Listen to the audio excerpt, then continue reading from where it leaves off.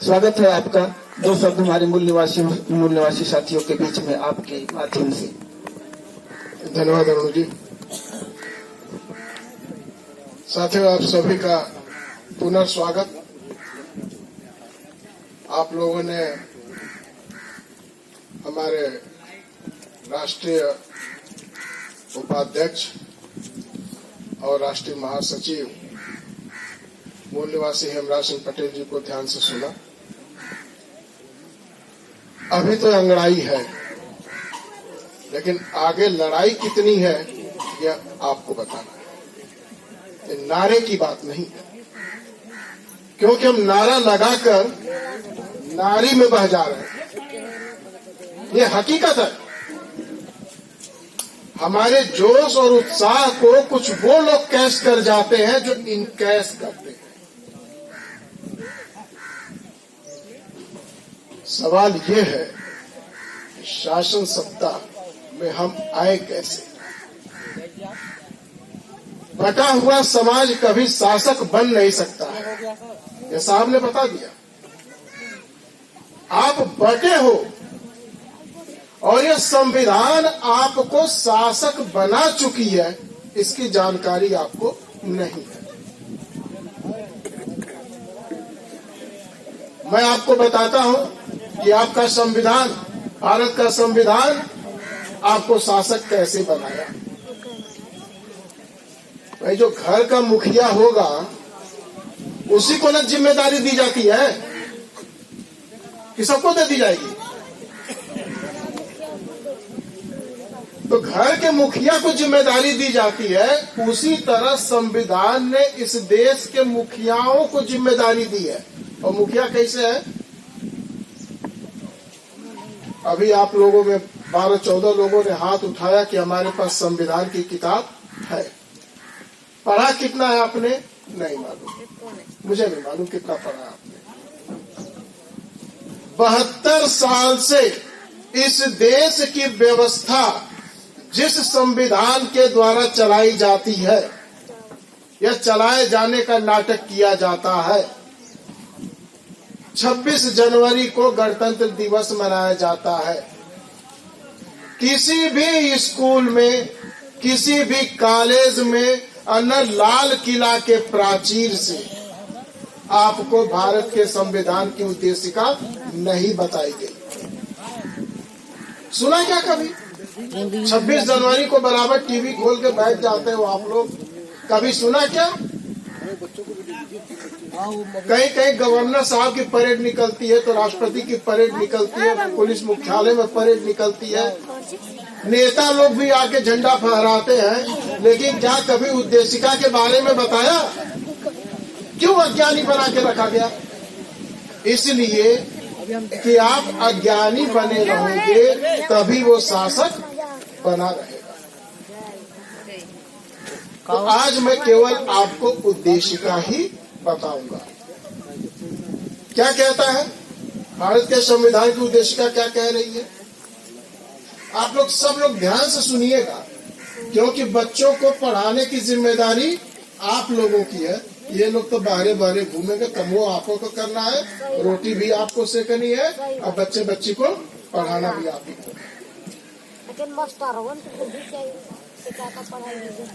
तो सुनिए भारत का संविधान, उसकी उद्देशिका कहती है, हम भारत के लोग, है ना, हम भारत के लोग भारत को संपूर्ण प्रभुत्व संपन्न लोकतंत्रात्मक गणराज्य बनाने एवं उसके समस्त नागरिकों को सामाजिक, आर्थिक और राजनैतिक न्याय, विचार, अभिव्यक्ति, विश्वास, धर्म और उपासना की स्वतंत्रता,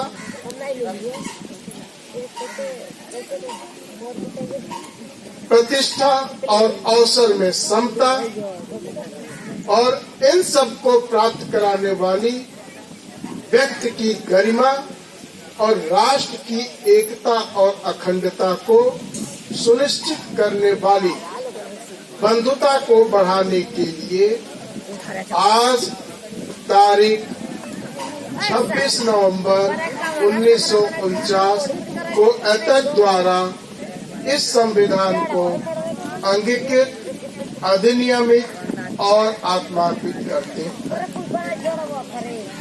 तो अब देखिए, जिसने उद्देशिका लिखी और पूरे संविधान सभा ने पारित किया, तो किस मकसद से किया? जो व्यक्ति की गरिमा, मतलब हर एक का सम्मान, व्यक्ति की गरिमा और राष्ट्र की एकता, इसको सुनिश्चित करने वाली बंधुता को बढ़ाने के लिए, है ना, बंधुता को बढ़ाने के लिए, वो बंधुता जो हर व्यक्ति की सम्मान यानी गरिमा और इस राष्ट्र की एकता को सुनिश्चित करे। आज हो क्या रहा है? इसका उल्टा जो शासक वर्ग है वो सांप्रदायिक राजनीति कर रहा है। और सांप्रदायिक राजनीति में क्या करता है वो? ये हिंदू है, ये मुसलमान है। और जब हिंदू जीत कर आता है तो कहता है कि तुम अहीर हो, गनेरी हो, कुर्मी हो, चमार हो, धरकार हो, लोहार हो, गनेरी हो। आपको बांट के आपके हक हकूक से बेदखल करने का काम करता है। यानी सत्ता लेते समय वो हिंदू बनता है और हिस्सेदारी देते समय आपको जातियों में तोड़ देता है। तो ये है बेईमानी पूरी। जबकि संविधान क्या कहता है कि व्यक्ति की गरिमा, हर व्यक्ति की गरिमा और राष्ट्र की एकता को सुनिश्चित करने वाली बंधुता को बढ़ाओ, उसको विकसित करो। और यहाँ उल्टा जातियों में बांटने का मतलब क्या हुआ? जातियां एक दूसरे से ईर्ष्या करती हैं, नफरत करती हैं। क्यों? यही आपको कूट कूट कर भरा हुआ है कि ये ऊंचा है तो ये नीचा है। और किसी को अपने मुंह से नीचा नहीं बोलता। आपसे मिलेगा तो बोलेगा तू ओसे ऊंच हुआ, उनसे मिली तो ओसे ऊंच हुआ। और सब जगह का कहला कि कुल नीच है, ये कहला। हमारे का ऊंच बनत बनत बनत बनत आपस में लड़ते हैं, नारी में बह जाए, ये ना होला। उसके विपरीत ये काम करता है। भारत के लोग, हम भारत के लोग, अंग्रेजी में क्या है? We the people of India. तो पीपुल ऑफ इंडिया की मतलब क्या हो जाएगा? इंडियन, है ना, भारतीय बोलते हैं ना। तो इंडियन का मतलब क्या हो गया? डिक्शनरी में देखेंगे आप लोग तो वहां इसका माने लिखा हुआ है नेटिव, यानी मूल निवासी, एबोरिजिनल। अगर Baba Saheb we the people of India की जगह जय श्री राम लिख गए होते तो बैठे होते क्या हम लोग यहाँ? तो बहुत लड़ाई हुई थी। तब उन्होंने कहा था हमारा संविधान की शुरुआत ही होगी we the people of India से। कितनी बड़ी सोच थी कि बेटा आज लिख दो तब तो कल पा जाएंगे, और नहीं लिखोगे तो ये नाली में बह जाएंगे। तो बाबा साहब ने आपको बेताज बादशाह बना दिया। ताज आपके सर पे नहीं है, लेकिन बादशाह बना दिया। और जिम्मेदारी क्या सौंपी कि जब तुम देश को संपूर्ण प्रभुत्व संपन्न लोकतांत्रिक गणराज्य बनाना, तो समस्त नागरिकों को, समस्त नागरिकों में क्या? We the people of India, यानी मूल निवासी तो रहबा करेगा, वो भी रहेंगे जो गिरते पड़ते यहाँ की नागरिकता ले बैठे, और कुछ वो भी जो भविष्य में इसकी नागरिकता लेंगे। हमारे देश के जो नागरिक बनेंगे उन सब के लिए न्याय, स्वतंत्रता, समता, उनकी गरिमा, ये सब हमको सुनिश्चित करनी है। लेकिन हम क्या कर रहे हैं आज की डेट में? बताया गया ना, 27 पैसे में है बेच रहे हैं। नहीं जानकारी थी इसलिए बिक गया, लेकिन अब जानकारी हो गई, बेचने की जरूरत नहीं है।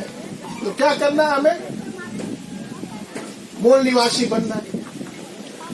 मूल निवासी तो है, ये बनना क्या है? अब व्यवहार करना है मूल निवासी से। कोई जाति नहीं है, जाति राजनीतिक पहचान है और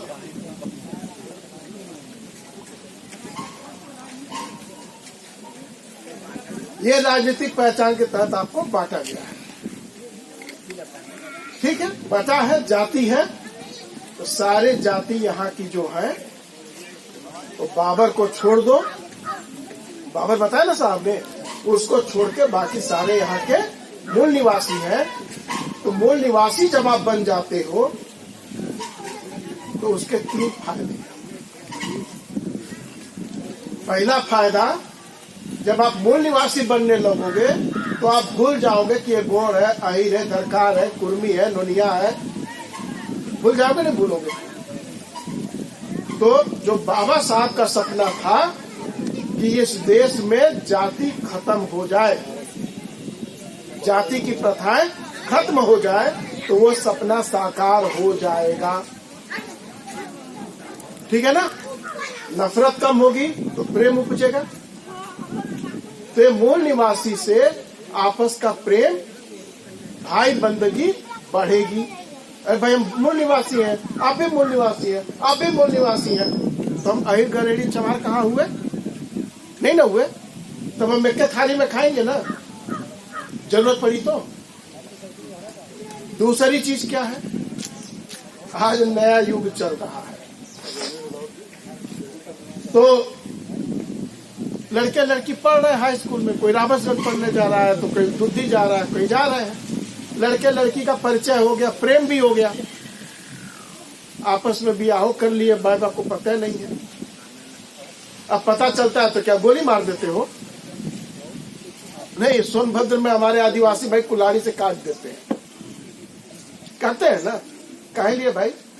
इज्जत चली गई। काहे की इज्जत? अरे इज्जत तो उसकी जाती है जिसकी इज्जत होती है। तुमको तो सदियों से बेइज्जत करके रखा हुआ है। जयपाल सिंह मुंडा जी ने कहा है। तो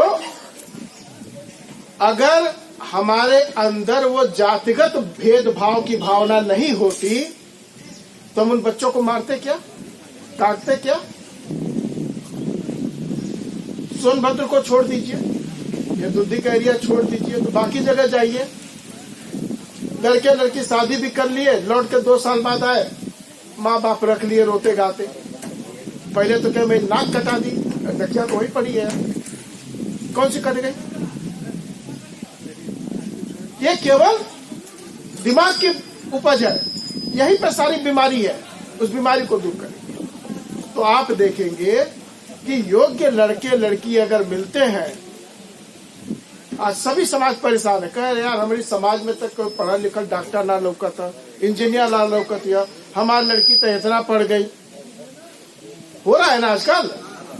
कई लोग हमारे पास भी आते हैं, बिरादरी का भी मैं काम करता हूँ, तो आते हैं लोग कि शायद मेरी लड़की जो है MD कर ली है, MS कर ली है, तो हमको MD MS लड़का चाहिए। तो गोड़ बिरादरी में कहा कि चिराग घोड़े के MD MS लड़का मिलेगा? अब लड़का करे तो लड़की कहाँ मैं खोजूं? तो अंत में क्या होता है, उसे अपने में कहीं कर लेते।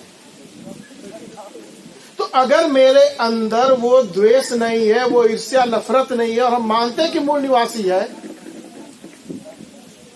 तो परिवार का प्रेम तो बढ़ जाएगा। और किसी का भी, आज बेशक किसी के साथ ये घटना न यहाँ घटित हुई हो, कल को होगी तो क्या करोगे? नहीं। तो ये मूल निवासी पहचान ये आता है तो सामाजिकता का भी निर्वहन होता है। जब रोटी बेटी का संबंध होने लगेगा तो एकजुटता कायम होने लगेगी। इस एकजुटता में क्या बाधक था? जातिगत द्वेष, नफरत या ऊंच नीच का भाव। जब आप मूल निवासी बनते तो वो खत्म हो जाता। और तीसरी सबसे बड़ी बात जिससे हम सब हारे हैं, बाबा साहब भी हारे, बाबा साहब भी हारे। कैसे कैसे हारे? राउंड टेबल कॉन्फ्रेंस में 1930-31 का जब फाइनल हुआ 31 में, तो 2 वोट का अधिकार मिला और स्वतंत्र निर्वाचन मंडल मिला। गांधी जी जाके आमरण अनशन कर गए और उनका संगठन मजबूत था, तो वो धमकी देते थे चिट्ठी से, फोन से, मान जाओ और नहीं तो सब फूंक के नष्ट कर देंगे। बाबा साहब गांधी जी की जान बचाने गए थे? नहीं, बाबा साहब ने आप लोगों की जान बचाई। अगर गांधी मर गया होता, पूना पैक्ट न हुआ होता, तो कत्ले आम मचा होता। ठीक उसी तरह जैसे 1947-48 में लाश भर के ट्रेनें आ रही थी और जा रही थी। ये तो देखा है ना, पिक्चर में तो देख ही लिया है आप लोग। और जो बुजुर्ग होंगे वो लोग तो देखा किए होंगे, जिनकी पैदाइश सन 38 की रही होगी। उससे आपको बचाया है। क्यों? कि वो इसलिए किया साइन कि आप पे खतरा न आए। और साइन करने के बाद 1935 में जब चुनाव हुआ तो बाबा साहब ने खुद ही पूना पैक्ट का धिक्कार किया। उन्होंने कहा कि इससे स्टूपेज पैदा हुए, चमचे पैदा हुए हैं। पूना साहब ने बताया था ना, जूता चाटने वाला है, वो पैदा हुए। बराबर बाम से पूना पैक्ट का धिक्कार मनाती कहती है, वो याद दिलाती है। तो वो एक सांप्रदायिक हार हुई हमारी कि 2 वोट और स्वतंत्र निर्वाचन मंडल हमारे हाथ से निकल गया। उसके बाद भी प्रयास हुआ। जब सरदार पटेल जी अल्पसंख्यक कमेटी के चेयरमैन थे, उस समय भी बाबा साहब ने प्रस्ताव रखा था। तो उस अल्पसंख्यक कमेटी में जो कांग्रेस द्वारा चुने गए थे शेड्यूल कास्ट की सीट पर, ठीक है, उन लोगों को अल्पसंख्यक कमेटी में रखा गया। और समर तो थे ही वहां पे, बाबर भी थे, और हमारे लोग जो कांग्रेस से थे वो भी थे, और हमारे लोगों ने विरोध किया। किसके पक्ष में किया? बाबा साहब ने पहले बोला कि पूना पैक्ट से चमचे पैदा हुए हैं, स्टूपेज पैदा हुए हैं, टूल्स पैदा हुए हैं। टूल्स कुल्हाड़ी होती है, कुल्हाड़ी में बेत किसकी लगती है? लकड़ी, उसी लकड़ी की जिसको वो काटता है। तो अगर उसको आप मान लीजिए कुल्हाड़ी, तो बेत में कौन? हमारे ही लोग चुन के गए थे ना कांग्रेस से। उन्हीं की औलादें संसद में बैठ करके उनको सपोर्ट कर रही है, कहती yes sir, economic weaker section, yes sir, pass करो 10%।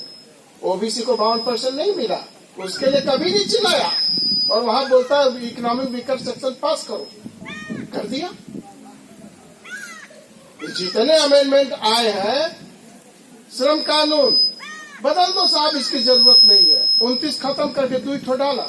आज स्थिति 12 घंटा में 12 घंटे का काम करो, और तनख्वाह कितनी देगा वो सेठिया के ऊपर निर्भर करेगा। किसान का कानून लाया ना, साल भर चला, धरना प्रदर्शन सब आपके सामने चला। 800 लोग, 800 सुप्रीम। तो ये क्यों? किसने पास किया था? वो भी बिना डिबेट के, ये टूल्स ने पास किया था, जो हमारे ही बिरादरी से गए थे। क्या मध्य प्रदेश से गोड़ वहां नहीं बेचे थे? क्या उत्तर प्रदेश बिहार के कुर्मी नहीं बेचे थे? क्या यहाँ के चमारा सरकार नहीं बेचे संसद में? उनके द्वारा ये पास किया गया। आप किसको वोट दोगे? इसीलिए बोला ये विकल्प लाया गया आपके सामने। इस विकल्प पे आओ। कब तक आप पीछे भागोगे? अरे आज दे दो मौका, बड़ा परेशान कर रहा है, मौका दे दो, अगली बार देखेंगे। कभी अगली बार नहीं आता है, आज से खड़ा होना होगा। अगर अगली बार आता तो बीएसपी को हम खड़ा नहीं कर सकते थे। सही बात साहब, ऐसे ही बीएसपी को लाया गया ना। हम ही लोग लाने वाले थे, हम ही लोग लाने वाले थे, लेकिन आज वो हमारे हाथ से निकल गए। आज वही डब्ल्यूएस की वकालत करती है। कृषि कानून में उसका हुआ, ये तो अच्छा हुआ अंगूर को बेटा न हुआ, इसलिए वो बच गई। जीरो था ना, जीरो सांसद, इसलिए वो बच गई। लेकिन राज्यसभा में ईडब्ल्यूएस नहीं लाना चाहिए, ये कमजोरों के साथ अन्याय होगा, लेकिन पार्टी की मंशा है, इसलिए हम इसका सपोर्ट करते हैं। सतीश चंद्र मिश्रा का वक्तव्य है राज्यसभा के अंदर, मुंह से बोलता विरोध और सब करता है सपोर्ट। उससे बेहतर तो आरजेडी का था ओझा, उसे विरोध भी किया और विरोध में बटन भी दबाया। ओवैसी था, विरोध किया, विरोध में बटन दबाया। इन लोग का क्या है? ये सांप्रदायिक राजनीति का कारण मैं बता रहा हूं आपको, टूटे हुए बटे हुए लोगों का। तो इसका जवाब फिर क्या है वो आप बताओ। अगर जब तक हम मूल निवासी बन करके मूल निवासी के लिए वोट नहीं करेंगे, क्योंकि मूल निवासी उसमें भी है इसमें भी है। मूल निवासी को नहीं बांट सकता वो सांप्रदायिक राजनीति में। हिंदू मुसलमान को बांट लेगा, लेकिन मूल निवासी को नहीं बांट लेगा, क्योंकि मूल निवासी में कौन है? जिनकी संवैधानिक पहचान scheduled caste, scheduled tribes, other backward class और इनसे कन्वर्टेड, इन्हीं SC ST OBC से धर्म परिवर्तित अल्पसंख्यक है ना, ये सारे हमने मूल निवासी के दायरे में दिया। इन्हीं को तो हड़काता है। मुसलमानों की भी आबादी में 5% अशरफ है, उच्च है 2%। अजलाफ और अजराल ये दोनों मिलकर पासमानदा समाज बनाते हैं और इनकी आबादी सबसे ज्यादा 98%। और अजलाफ अजराल कौन? अजराल वो जो हमारे यहाँ जिनको अछूत कहा जाता था, वही वहां पे अजराल के नाम से जाने जाते हैं। अजलाफ OBC के लोग जाने जाते है ना। मतलब इसके द्वारा अगर कंपेयर करें तो ये चीज आपको बता रहा हूं। तो अजलाफ अजराल इस देश के मूल निवासी। जब भारत पाकिस्तान का विभाजन हुआ तो वो लड़ने वाले जो थे, जो विभाजन मांगने वाले थे, वो 2% ही वाले थे और वो लेके सत्ता में आ गए। और यहाँ जो भारत चाहने वाले थे, हिंदुस्तान चाहने वाले थे, ये 15% 10% वाले थे, यहाँ लेके आ गए। तो हमारी बात न इसने की और न उनकी बात उसने की। उसने भी अपने बहुजनों की बात नहीं की और इसने भी अपने बहुजनों की बात नहीं की। यह सांप्रदायिक राजनीति का प्रभाव है। तो इसकी टक्कर मूल निवासी पहचान ही दे सकती है। इसलिए आप लोग इस पर चिंतन मनन भी करें, केवल मेरी सुनकर नहीं, चिंतन मनन भी करें कि मूल निवासी क्यों जरूरी है। जब आप मूल निवासी बन जाते हैं, आपस का ईर्ष्या, द्वेष, नफरत ये सब खत्म होता है। आप कहीं भी जाएंगे, अगर गर्व से बोलिए जय मूल निवासी, अगला भी रिस्पॉन्ड कर देगा। ट्रेनों में रिस्पॉन्ड हो रहा है, जहाँ लोग नहीं बोलते हैं वहां भी हो रहा है जय मूल निवासी। जिसको सुनना है सुनकर चुप रहो भैया। ये बहुत बड़ा फायदा है मूल निवासी का। और वोट तो हमने बता दिया, साहब ने बता दिया, वोट उन्हीं को जो मूल निवासी हो। और मूल निवासी भी, पार्टी की बात आ जाएगी ना, तो मूल निवासी भी उनको वोट करे, उस मूल निवासी को वोट करे जो उनके साथ न हो, नहीं तो फिर वो वहां पे चमचा बना घूमेगा। हम लोग क्या कहते हैं कि हमारा सांसद विधायक झोला छाप लेता, उनका झोला ढोता, यही ना कहते हैं ना। तो साथियों, अब किसी दूसरे पे दोष नहीं देना है। BS4 अभियान भारतीय संविधान, सम्मान, सुरक्षा और संवर्धन, इसके तहत BS4 डोर टू डोर चलो गांव की ओर, ये कार्यक्रम के तहत हम लोग इस काम को, इस अंजाम को आगे बढ़ा रहे हैं। लोगों को प्रशिक्षित कर रहे हैं, समझा बुझा रहे हैं कि लाइन लेंथ हमारी आगे ढंग से चले और शासन सत्ता हम केवल वोटर बन के न रह जाएं, बल्कि वोटर भी वो बने एवं शासक वर्ग है। बाबा साहब ने सपना क्या दिया था? जाओ अपने घर के दीवारों पर लिख दो कि हम शासक वर्ग बनना है। ऐसा ही सर, शासक वर्ग बनना है। अब वो तब बोले थे जब हमारी झोपड़ी में दरवाजे भी नहीं होते थे, दीवार भी नहीं होते थे, तो सपना वो था। आज तो इस संविधान की द्वारा, हमारे महापुरुषों के संघर्ष के द्वारा हमें आज दीवार घरों पे छत दिख रही है।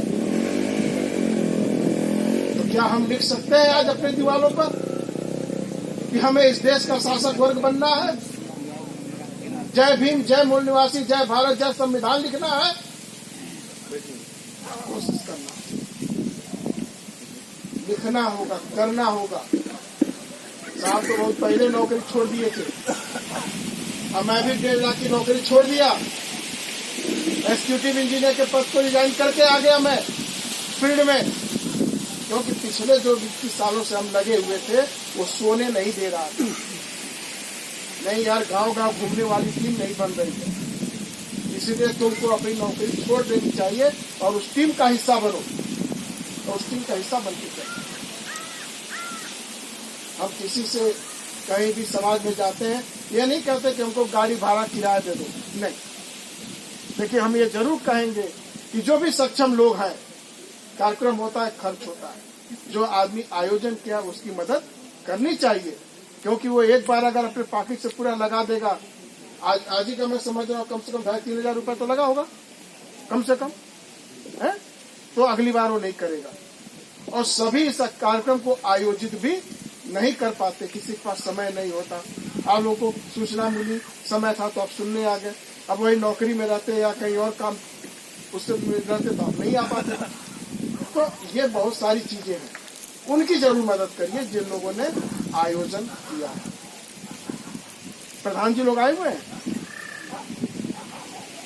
जो ग्राम सभाएं हैं, ग्राम प्रधान हैं, उनके लिए भी खतरे की घंटियां बज चुकी हैं। वो निजीकरण केवल संस्थाओं का ही नहीं हो रहा, इनका भी होने जा रहा है। वहां सीधा सीधा है, वृंदावन में रहना है तो राधे राधे। इतना इनको घोटाला करने की छूट दे दी है कि इनका कतई फंसा लिया है। तो कहते हैं ना, सौ की मछली कटिया निगल रखी है।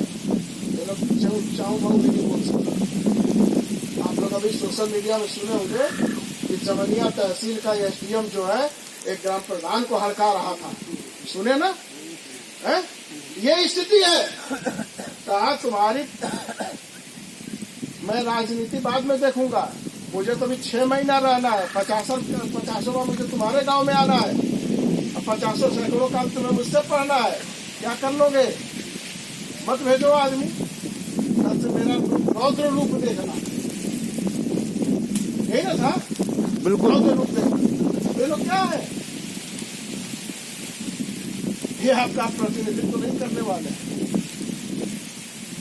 तो ये सिचुएशन आ चुकी है।